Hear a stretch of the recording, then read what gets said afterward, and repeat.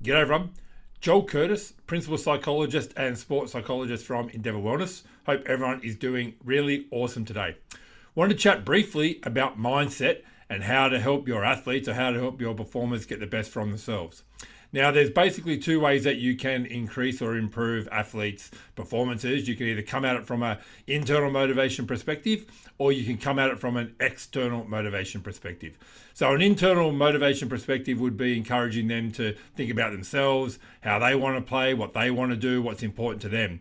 And while a lot of athletes really thrive on that process and can really benefit from that, there are some athletes that really struggle or get overwhelmed by themselves and become quite anxious if they're wholly and solely focused on themselves. So sometimes that can work depending on the athlete who's in front of you. And also the other way that you can navigate it is coming at it from an external perspective. So what that might mean is that you're focusing on outcomes, you might be focusing on tasks, you might be focusing on results that we're looking for.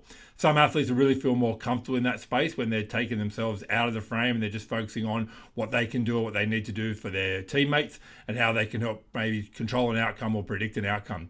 So depending on the athlete in front of you, you want to be super conscious of them as a person. Some athletes might benefit more from an internal motivation perspective. Some might benefit from an external motivation perspective. So it's really important as a coach, as a leader, as a business person, if you're trying to get the best from your athletes, from your people, from your team, that you understand them in detail. If they're a little bit overwhelmed or can become quite anxious, then you might want to talk to them a little bit about, how they can maybe manage themselves in the context of an outcome. Or if they are a little bit, too outcome focused and they're not necessarily focusing on themselves, then you might want to shuffle back and give them a little bit of direct information about what they can do to help themselves.